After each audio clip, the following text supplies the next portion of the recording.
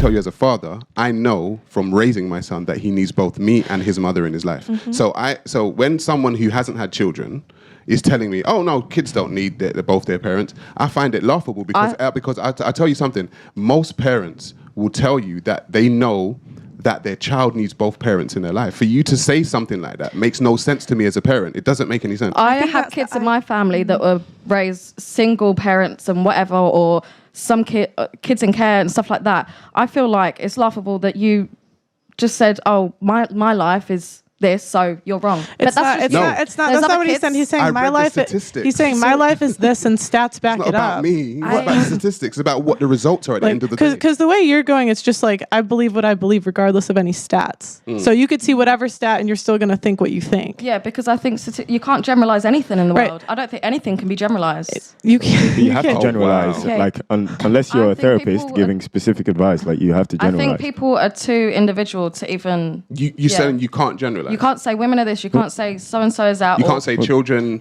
prefer milk. You can't say you can't say anything. What do you mean you can't generalize? I just feel like I don't say anything. I don't say women are this or dogs are that or whatever is this. I just say that thing there is this and that's it. And I don't generalize. Do dogs bark?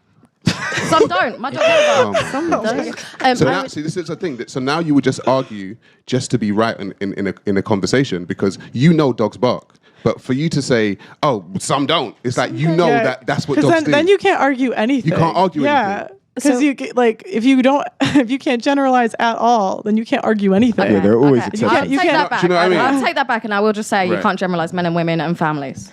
I also think there's a difference between ideal and realism, like the reality of people's situation. Exactly. I think a lot of women would love to be married, but they're realistically. But they made poor choices to not get there. Maybe they did get married, and maybe it was a bad time. You know, you never know the situation, but. Being a single mom is a lot of work, especially if you have like 3 kids. Yeah, so you've got to pay for them. You don't end up as a single mom by accident.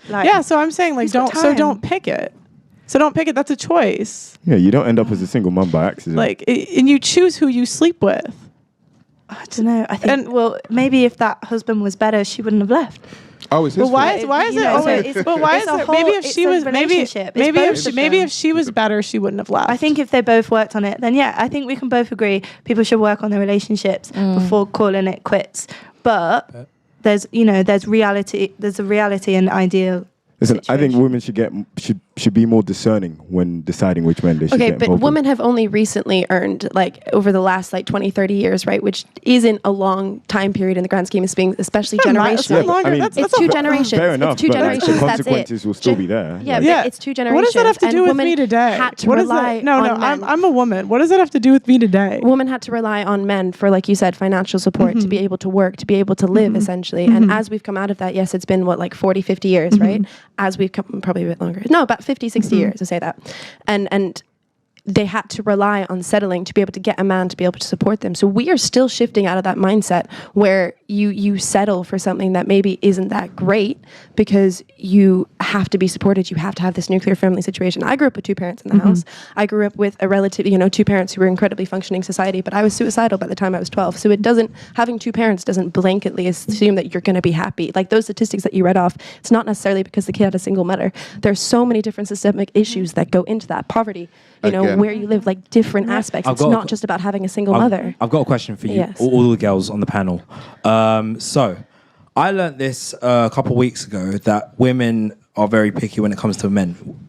My question is, if you were given the choice, would you marry a guy you're not attracted to knowing that he's going to stay in the relationship? And Pearl, feel free to rephrase my question if you feel I'm saying it wrong. So would you marry a guy that you're not attracted to, but you know he's going to stay there, he's going to provide and everything? Or would you marry the guy that's cheated multiple times, but you are madly in love with him? Who would you be with? That's a boundary. If you're cheating, I'll go first. How do you...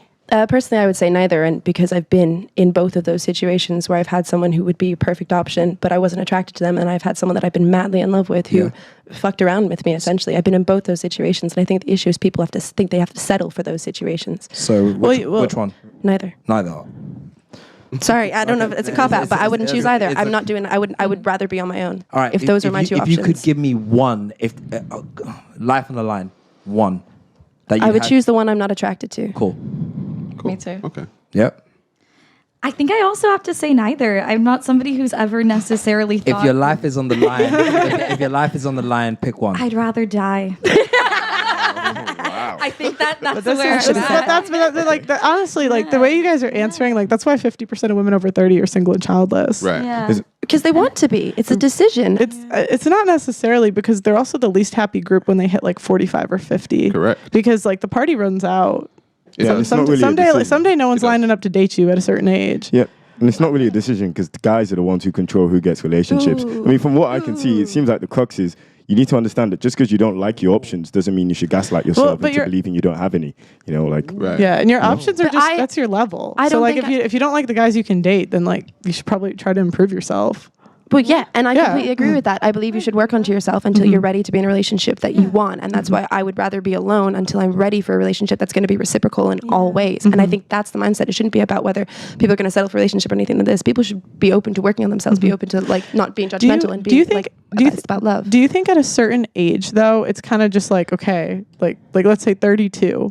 You only really have till 35 if you want to have kids, and you don't have, because geriatric pregnancy is like $20,000 a year. So the average person can't afford that.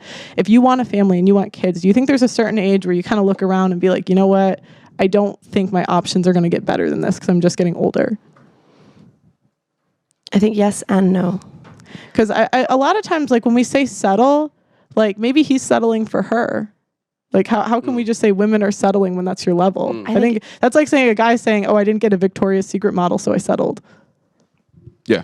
I think you would never settling. get that Okay, but I think settling for appearance is different in terms of settling for the way someone behaves. Yeah. So the way someone treats you. If you're settling for someone who doesn't treat you the way you deserve to be treated, who isn't present, who doesn't show up, or treats you the way you want to be treated, then you're settling for yourself. And I think the idea is that we have limited options, which we don't. So but men and women are also attracted to different things. Yeah. So if women hate men that don't treat them right, then why do we all seem to date them? Correct. Trauma, generational trauma, a whole bunch of stuff.